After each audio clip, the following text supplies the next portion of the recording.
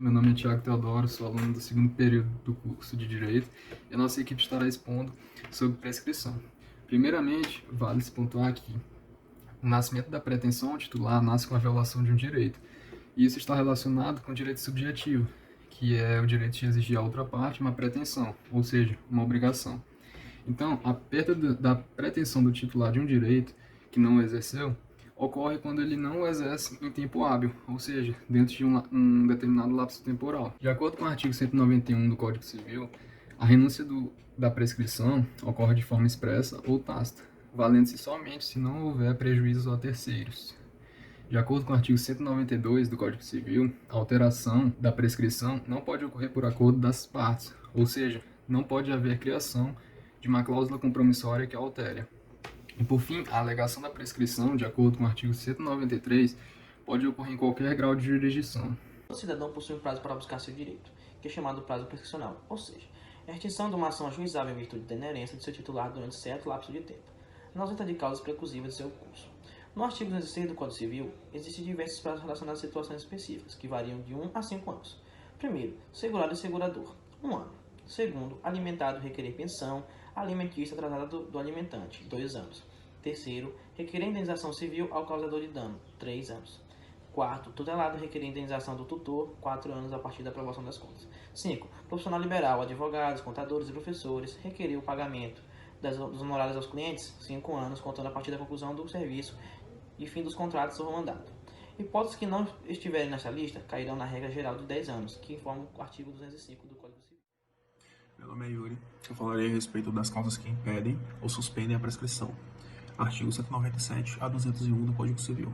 O artigo 197 diz que não haverá prescrição entre cônjuges durante a sociedade conjugal, entre ascendentes e descendentes durante o poder familiar, entre tutelados e curatelados e seus tutores e curadores durante a tutela e a curatela.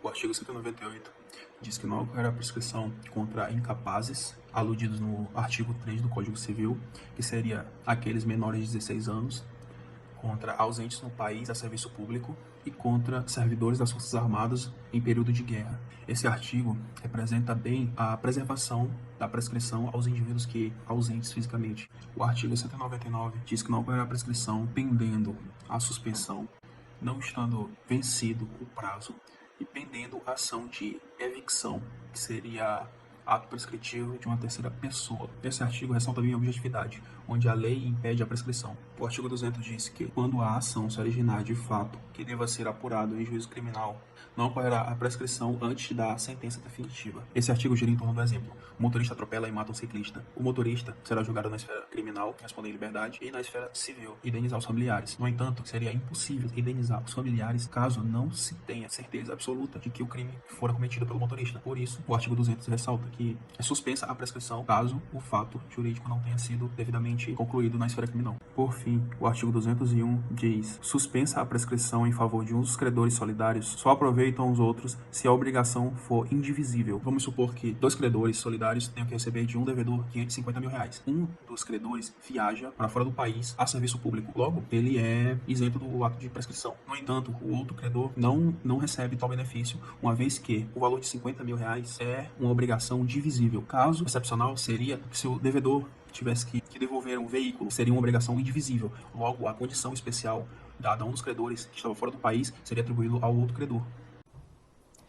Olá, meu nome é Thiago Ramos e eu vou falar sobre a interrupção da prescrição.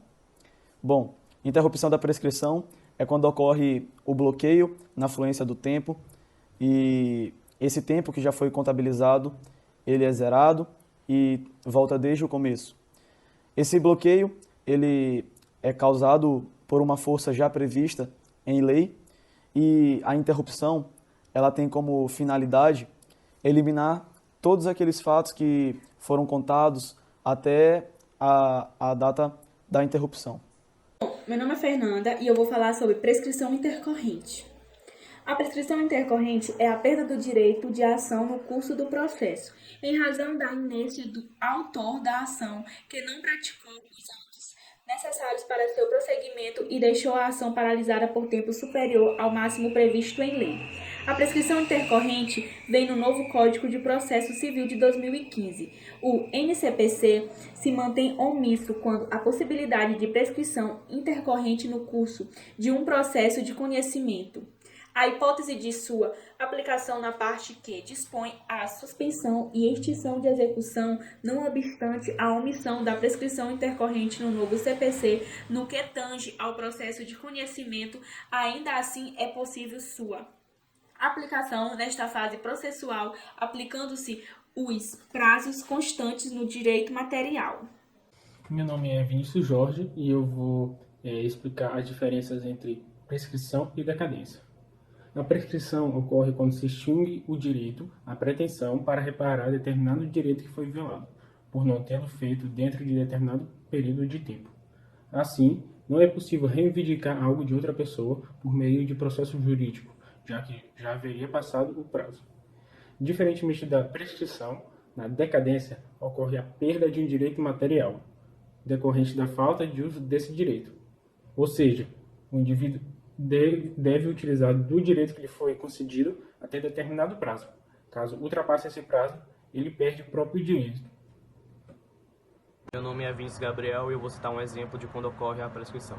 Bom, a prescrição está disposta nos artigos 205 e 206 do Código Civil, e um exemplo de quando ele pode ocorrer é se uma empresa demitir um funcionário e não pagar pelos direitos dele, e esse funcionário decide colocar, depois de 10 anos, a empresa na justiça.